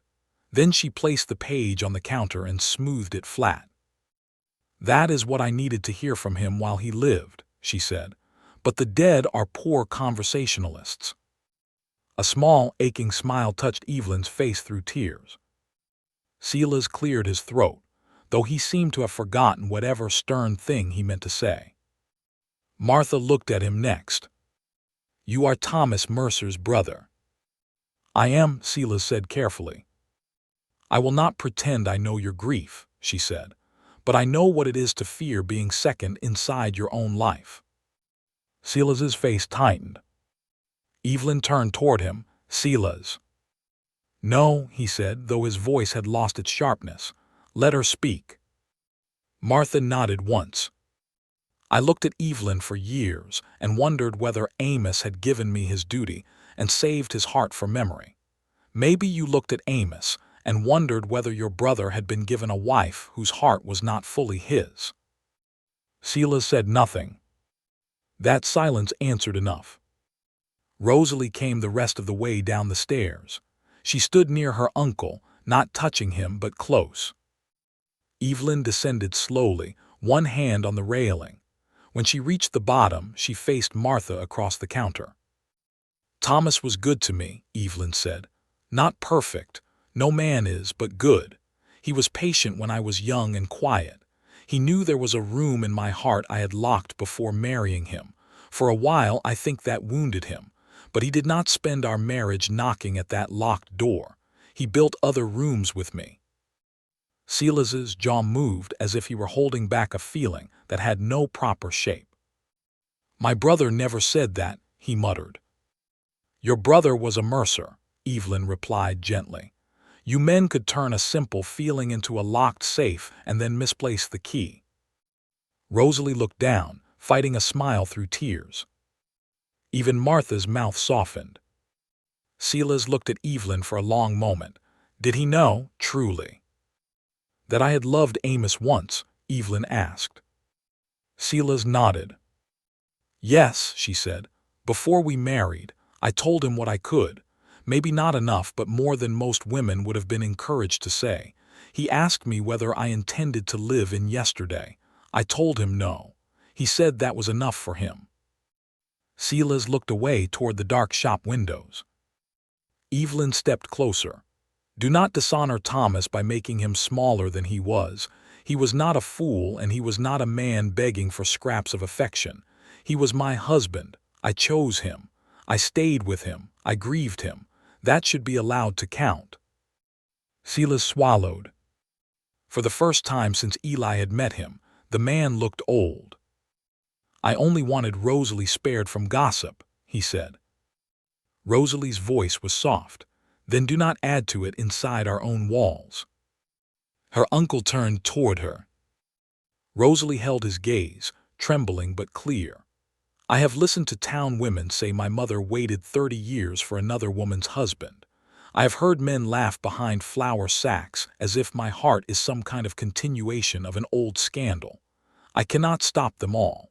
But I cannot bear it if my own family begins believing their version of me before I have even had the chance to live my own." Silas's shoulders dropped. "I do not believe that of you," he said. "Then say so where I can hear it." The request was simple. That made it powerful. Silas looked from Rosalie to Eli, then back to his niece. "I believe you," he said, "and I am sorry." Rosalie blinked quickly. Eli felt something ease in the room, but only slightly. One gate had opened. Another still waited. Martha turned to Rosalie. That was the moment Eli feared most. His mother studied the young woman before her, Evelyn's daughter, Thomas Mercer's child, a woman caught in a story she had not begun. Rosalie stood straight beneath that gaze, but Eli saw her hands twist together. "You came to my house last night," Martha said. "Yes, ma'am." "You brought a letter that hurt me." Rosalie's face lowered. "I know. And you brought it anyway because hiding it would have hurt worse." Rosalie looked up. "Yes," she said, "I believed you deserved the choice to know." Martha breathed in slowly. "That is more mercy than silence ever gave me." Rosalie's eyes shone. Martha then turned to Eli. "And you?" Eli straightened like a boy called before a schoolmaster. His mother almost smiled at that, but sadness returned quickly. "You are my son," she said. "I love you more than old fear, but I will not lie and say this is easy for me. When I see you look at Rosalie, some foolish part of my heart sees Amos looking across a room at Evelyn, and I am tired of feeling like a ghost can still steal something from me." Eli moved closer. "Ma, nothing is being stolen." "I know," she said. "That is why I called it foolish, but pain does not become wise simply because truth walks in." He nodded, accepting the wound without arguing against it. Martha looked at Rosalie again. "I cannot bless what I do not yet understand," she said, "but I will not curse it because I am afraid." For Rosalie, that seemed to be enough to make her lips tremble. "Thank you, Mrs. Whitaker." "Do not thank me too warmly yet," Martha said, her old sharpness returning faintly. "I may still be difficult." Evelyn let out a small laugh, and this time it did not sound broken. Eli felt the first fragile warmth enter the shop. Then the warmth was interrupted by loud voices outside. Someone had stopped on the boardwalk. A man's voice, careless and amused, drifted through the closed door. "Lights still burning in Mercer's place. Bet half the old love story is in there making a new one." Another man laughed. "Maybe Whitaker's boy came to collect more than a watch." Rosalie went white. Eli stepped toward the door, anger rising so fast he barely felt his feet move. Martha caught his arm. "No," she said. "They have no right." "No," Martha agreed, "they do not." Then she took the photograph from the counter, walked to the shop door herself, and opened it. The two men outside turned, startled. Behind her, Eli, Rosalie, Evelyn, and Silas stood frozen. Martha stepped onto the boardwalk under the yellow spill of lamplight. Her voice carried clear enough for every nearby window to hear. "My husband carried a photograph from his youth," she said. "That is true. He also carried debts, regrets, unsent letters, and a stubbornness large enough to shade 3 counties. Since Willow Creek is so hungry for the contents of a dead man's pockets, perhaps tomorrow you can all gather at church and discuss your own." The men stood speechless.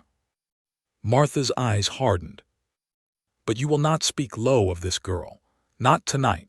Not any night. Rosalie Mercer has shown more honesty in 2 days than most of this town manages in a season." Eli stared at his mother. Rosalie covered her mouth with one hand. The men muttered apologies and moved away quickly, suddenly very interested in being elsewhere. Martha stepped back into the shop and closed the door. For a moment, no one moved. Then Silas Mercer gave a short, surprised laugh. "Mrs. Whitaker, remind me never to cross you in public." Martha fixed her shawl. "Then do not cross me in private either." The room broke into soft laughter, not because the matter was light, but because their hearts needed somewhere to set the weight down for a breath. Eli looked at Rosalie. She was crying now silently. He wanted to go to her, but he did not. Not yet. Instead, he let his eyes tell her what his hands could not in that room. She understood. If you believe one honest voice can stop years of pain from winning, stay with this story, because the next truth waiting inside that watch will test them more deeply than any town gossip ever could. Later that night, after Martha and Eli returned to the ranch, Rosalie found something in the lining of the old sewing box her mother had opened. A second hidden pocket. Inside it was a tiny studio card, smaller than her palm. Not of Amos and Evelyn. Not of any adults at all. It was a faded photograph of 2 babies lying side by side on a quilt, one dark-haired, one fair, with a date written beneath them. Willow Creek, winter of 1858. Rosalie stared at the card until the room blurred. Because one of those babies had to be Eli. And the other, if the date was true, might have been the child her mother had never spoken of. Rosalie held the tiny photograph so long that the edges warmed beneath her fingers. The room above the shop had gone quiet except for the low sound of her own breathing and the stove settling in the corner. A single lamp burned on the table, throwing gold light over the sewing box, the loose lining, and the card that had slipped from a hidden pocket no one had known existed. Two babies lay side by side on a quilt. One dark-haired, one fair. Beneath them in faded ink, someone had written Willow Creek, winter of 1858. Rosalie was born in 1861. Eli was born in 1858. That was the part her mind could not stop circling. She turned the card over with a trembling hand. There were no names on the back, only a faint smudge of old glue and a line pressed into the paper where it had once been tucked against something sharp. Her mother sat across from her, one hand resting at her throat. "Mama," Rosalie whispered, "who is the other child?" Evelyn did not answer. That silence chilled Rosalie more than any confession could have. "Mama." Evelyn closed her eyes. "I thought it was gone." "What was gone?" "The picture." Rosalie stood so quickly the chair scraped against the floor. "Then you know what it is." Evelyn looked older in that moment, as if the years had come back to collect the strength they had loaned her. "Yes," she said, "I know." Rosalie pressed the little photograph to her chest, not because she wanted to protect it, but because her hands had begun to shake too badly to hold it steady. "Is one of those babies Eli?" "Yes." The word fell softly. "And the other?" Evelyn's lips trembled. "Your brother." Rosalie stared at her. The room did not move, but something inside it changed forever. "My brother," she repeated. Evelyn nodded slowly. "Samuel." Rosalie sat down again, because her knees had lost their sense. "You never told me I had a brother." "He died before you were born." The words should have brought sadness. They did, but beneath the sadness came hurt, sharp and confused. "Why hide him?" Evelyn's eyes filled. "Because I had already buried him. Because your father could not bear to hear his name after. Because every time I tried to speak of him, grief filled the room so fully there was no air left for the living." Rosalie looked down at the photograph again. Two babies, two families, one hidden picture. "What does this have to do with Eli?" Evelyn wiped her cheek with the heel of her hand. "Samuel and Eli were born 3 days apart. There was a winter fever that year. Babies all through the valley took sick. Your brother was weak from the beginning. Eli was strong, but even he nearly slipped away one night." Rosalie listened, barely breathing. "Amos rode through snow to fetch the doctor," Evelyn said, "for both houses. He came first to our store because Samuel had turned blue around the lips. Then he rode to the Whitaker place where Martha was praying over Eli. The doctor went between both homes until morning. Amos too.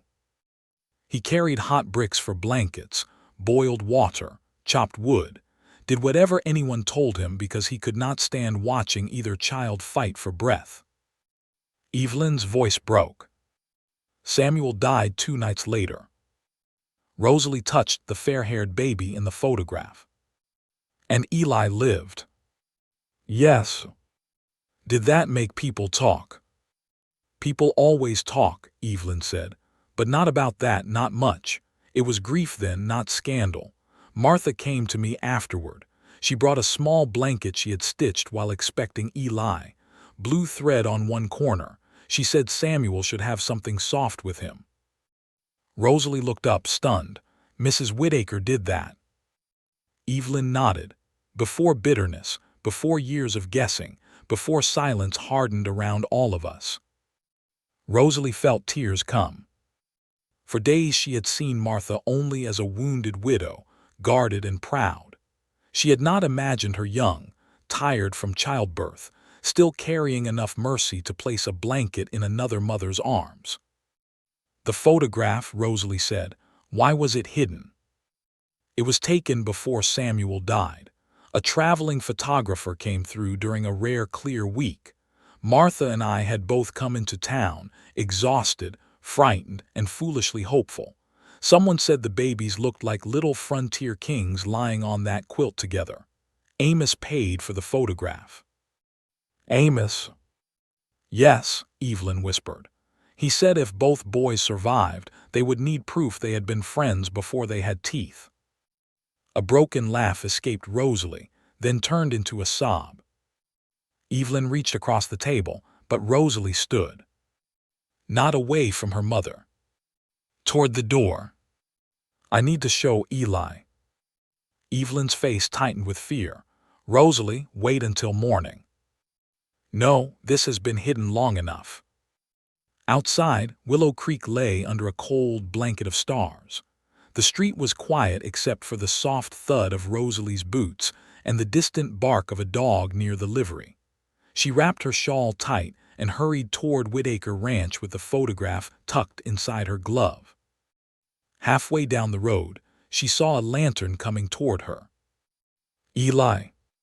He had ridden in from the ranch but dismounted when he saw her. His bay horse snorted softly, steam rising from its nose. Rosalie, he called, what are you doing out here? She stopped in the road, breathless. I found another photograph. His face changed at once. Another one. She held it out. Eli took the card carefully. The lantern flame trembled between them as he looked down. For a long moment he said nothing. Then his thumb moved over the dark-haired baby. That is me, he said quietly. Yes. And the other? My brother Samuel. Eli looked at her. I did not know you had a brother. Neither did I until tonight. The word struck him. She saw it in his eyes. He looked back at the photograph. Why was I in a picture with him? Rosalie told him what Evelyn had said. About the winter fever. About Amos fetching the doctor. About Martha's blanket. About two families once standing close not because of old romance, but because two babies were fighting to live. When she finished, Eli looked toward the dark line of his ranch in the distance. My mother never told me. She may have buried that kindness beneath everything that came after. Eli's jaw tightened, or maybe grief took one story and fear turned it into another. The wind moved between them, lifting a strand of Rosalie's hair loose from its pins. Eli reached as if to tuck it back, then stopped himself. Rosalie saw the restraint and loved him a little for it. She had mercy once, Rosalie said. Your mother, mine too. They were not always standing on opposite sides of hurt. Eli looked at the photograph again. Then we need to bring them back to that place. How?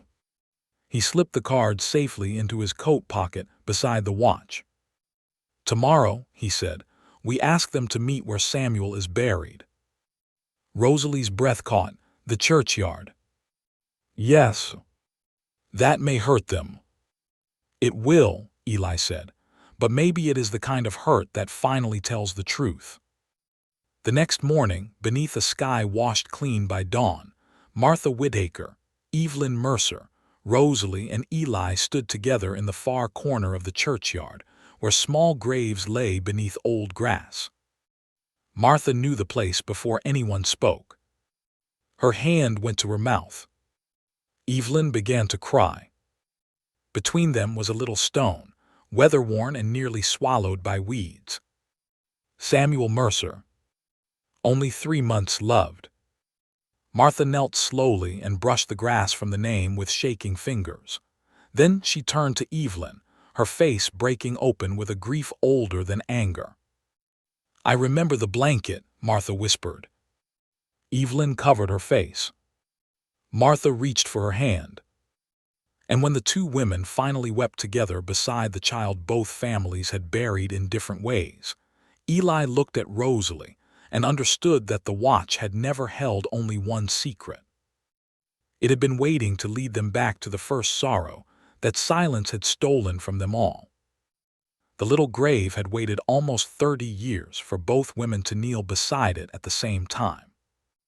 Morning light touched the churchyard gently, spilling over the weathered stones, the iron fence, and the thin spring grass that had grown wild around the far corner where the smallest graves rested.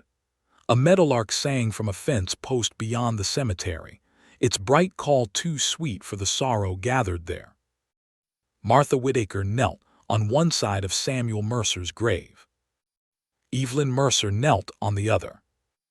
Between them lay the old stone, half cleaned now by Martha's trembling hand. Rosalie stood a few steps back with Eli beside her, both of them quiet, both afraid that one wrong word might break the fragile mercy rising from the ground. Martha kept staring at the name. Samuel Mercer. Only 3 months loved. I remember his face, Martha whispered. Evelyn pressed a handkerchief to her mouth. Martha swallowed hard. I told myself I had forgotten. I thought time had taken the shape of him from me, but it had not. He had your eyes, Evelyn. Evelyn's tears fell silently, and Eli had Amos's stubborn little chin, even as a baby. Martha let out a broken breath that almost became a laugh. Eli looked down at the tiny photograph in his hand. 2 babies side by side on a quilt, with no knowledge of old love, family duty, jealousy, grief, or silence. Just 2 small lives under one winter sky.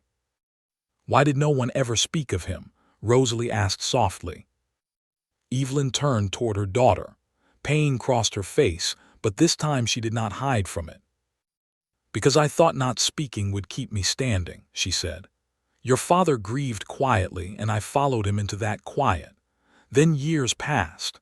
Then you were born, and I was afraid if I opened that old door, all the sorrow would come rushing through and take something from you too. Rosalie's eyes filled.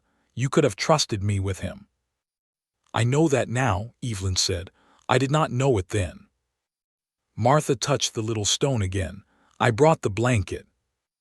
Evelyn looked at her. The blue one, Martha said.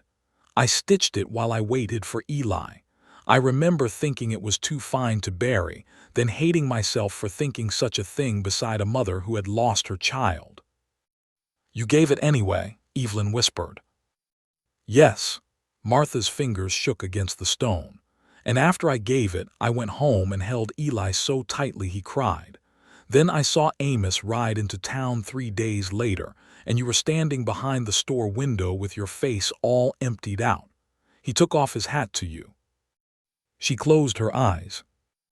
That was when the first hurt began. Not because he had done anything wrong, because I saw grief pass between you both, and I did not know how to enter it. Evelyn bowed her head. We should have let you in, she said. Martha looked at her then. No, I should have asked. The honesty sat between them like a clean flame. For years, both women had believed themselves wounded by what the other carried. Now, beside a baby's grave, they saw the wound had begun somewhere deeper, in a winter when both had been young, frightened, and too proud to admit they needed one another. Evelyn reached across the stone. Martha looked at her hand for a moment. Then she took it. Rosalie turned her face away as tears slipped down her cheeks. Eli stood still, his throat tight, his father's watch heavy in his pocket. Silas Mercer stood near the churchyard gate, hat in hand. He had come without announcing himself, arriving quietly in a wagon after Evelyn sent word. For once, he did not look stern. He looked humbled. I remember Thomas carrying a little wooden horse, Silas said, his voice rough. He carved it for the boy, would not let anyone touch it after Samuel passed. Evelyn looked back at him. I thought it was lost. Silas shook his head. It is in my trunk. I kept it after Thomas died, did not know why. He looked toward the grave. Maybe I do now. Martha wiped her cheeks. Bring it here. Silas nodded once. Nobody said more for a while. They did not need to. Some grief did not ask to be explained. It only asked at last to be witnessed. That afternoon, the families gathered again at the Whitaker ranch. Not for a grand meal, not for celebration, just bread, coffee, beans, and a peach pie Martha had baked because she did not know what else to do with her hands. Evelyn helped her in the kitchen without being asked. At first they worked in careful quiet, moving around each other like women crossing a narrow bridge. Then Evelyn reached for the salt at the same time Martha did, and their hands touched. Both women stopped. Martha gave a tired little smile. I suppose we can share the salt if we are already sharing 30 years of grief. Evelyn laughed softly. That may be easier than sharing your coffee. My coffee has character. It has punishment. From the doorway, Rosalie covered her mouth to hide a smile. Eli, standing beside her, leaned close enough to murmur, if they are arguing about coffee, peace may have a chance. Rosalie looked up at him. Do not mock a miracle, Mr. Whitaker. I would not dare. Their shoulders almost touched. This time neither stepped away. After supper, Martha brought out Amos's letters. Not all of them. Some belonged only to Eli, and she respected that. But one she placed in the middle of the table, the last one he had written before giving the watch to Evelyn. Eli unfolded it. His father's handwriting looked weaker on that page, less certain, as if each word had cost him breath. He read aloud. If this watch reaches my son, let it not be a chain around him. I carried too much in silence, believing silence made a man strong. I was wrong. It made me lonely inside a house full of people who loved me. If Eli finds kindness with Rosalie Mercer, let him know he is not repeating my life. He is redeeming what I never had courage to do. He is choosing in the open. Rosalie's hand went still on the table. Eli read the final lines. Martha, forgive what I did not know how to say. Evelyn, forgive what I left you to explain. Eli, do not become so proud that love must wait until death to hear your voice. The watch kept my secrets long enough. Let it keep better time for you. The room was silent when he finished. Martha cried first, but not the hard tears of betrayal. These were quieter, tired tears. Evelyn reached for her hand. Silas looked down at his cup as if coffee had suddenly become the most important thing in the world. Rosalie stared at Eli, and he knew the words had crossed the table straight into her heart. He folded the letter carefully. Then he took the watch from his pocket and placed it between them all. I do not want this watch to be only Pa's regret, he said. Martha looked at him. What do you want it to be? Eli turned to Rosalie. That was the boldest thing he had ever done. He had faced storms, stampedes, angry buyers, and winters that turned fence wire white with ice. None of it had taken as much courage as looking at Rosalie Mercer in front of both families and letting his heart stand plainly where everyone could see it. I wanted to remind me not to hide what matters, he said. Rosalie's eyes shone. Eli's voice softened. Rosalie, I will not ask you for an answer tonight. Too much has happened. Too much has been uncovered. But I want you to know that what I feel for you did not come from a photograph or a dead man's wish or an old story trying to finish itself. He drew a slow breath. It came from you. From the way you brought truth even when it cost you peace. From the way you stood beside your mother without letting her grief become your whole name. From the way you looked at me like I was more than my father's son. Rosalie looked down, tears slipping onto her cheeks. Then she reached across the table and touched the watch chain. I do have an answer, she said. Martha held her breath. Evelyn's fingers tightened around her cup. Rosalie looked up. Not a promise for tomorrow or the next year, not yet, but an answer for tonight. Eli waited. I want to know you, she said. Not the boy in the old photograph, not the son of Amos Whitaker, you. The words were simple. They were enough. Weeks passed, and Willow Creek slowly found other things to talk about. A broken bridge, a new school teacher, a calf born with a white heart-shaped mark on its forehead. Gossip did not vanish, but it lost its teeth when the people it tried to wound refused to bleed for it. Silas brought the little wooden horse to Samuel's grave and placed it beside the stone. Martha brought fresh flowers. Evelyn brought a strip of blue cloth, the same shade as the blanket buried long ago. None of them spoke much that morning. They only stood together, finally letting the child belong to both memory and mercy. Rosalie opened her own sewing room in the small side building, beside Mercer's dry goods before summer ended. Eli repaired the roof, planed the warped door, and hung shelves that leaned badly until Rosalie made him take them down and start again. "A shelf should not look drunk," she told him. "It has character," he said. "It has punishment." He laughed so hard she had to turn away, smiling. Martha and Evelyn began taking tea together on Thursdays. They insisted it was only because they both had mending to discuss. No one believed them. Before long, they were arguing over pie crust, thread colors, and whether Amos Whitaker had truly been handsome in youth or merely overconfident. "He was handsome," Evelyn said once.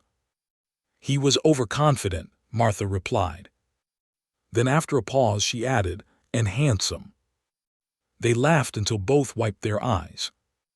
By autumn, Eli asked Rosalie to walk with him past the churchyard after Sunday service. The cottonwoods had turned gold, and leaves moved across the path like little pieces of sunlight. They stopped near Samuel's grave first, then beside Amos Whitaker's newer stone. Eli took out the watch. Inside the hidden panel, the old photograph still rested in its place. Amos and Evelyn at the county fair, young and smiling against their own effort. But now there was a second photograph tucked carefully beside it. Eli and Rosalie, standing in front of her sewing room on opening day, both laughing because one of the shelves had fallen just before the photographer lifted the camera. Rosalie touched the edge of the new picture. "Two stories," she said. Eli shook his head gently. "No, one old story that finally made room for a new one." She looked at him then, and the late sun caught the tears in her eyes. He took her hand. Not secretly. Not carefully. Openly, in the churchyard where so much silence had begun, and so much truth had finally come home. That winter, when Eli and Rosalie married in the little white church, Martha sat beside Evelyn in the front pew. Silas stood near the door, pretending he was only watching the weather when he wiped his eyes. The watch rested in Eli's vest pocket, ticking again after a watchmaker in Denver repaired the spring. When the minister pronounced them husband and wife, the sound of that watch seemed loud to Eli, though surely no one else could hear it. But he heard it. Not as his father's secret. Not as his mother's wound. Not as Evelyn's lost youth. As time moving forward. At the supper afterward, Martha raised her coffee cup and looked around the room. "To the living," she said. Evelyn smiled, "and to the truth." Silas cleared his throat, "and to better coffee someday." Everyone laughed, even Martha. Later, when the lamps burned low and the music softened, Eli and Rosalie stepped outside onto the church porch. Snow had begun falling, light and quiet, dusting the hitching rail, the wagon seats, and the shoulders of the people saying goodbye below. Rosalie slipped her hand into his. "Do you ever wish the watch had stayed lost?" she asked. Eli looked out toward the churchyard, where his father rested near the little grave that had brought both families back to their first forgotten kindness. "No," he said, "some truths hurt because they are cruel, but some hurt because they are healing a place we stopped touching." Rosalie leaned against him. Inside his vest, the watch ticked steadily. It had once carried a hidden photograph, a young love, a mother's doubt, a father's regret, and a child's forgotten grave. But now it carried something stronger than secrecy. It carried forgiveness. And beneath the falling Colorado snow, with Rosalie's hand warm in his and both their families laughing softly inside the church, Eli Whitaker finally understood the gift his father had left behind. Not the watch, not the photograph, the courage to let love speak before silence could bury it.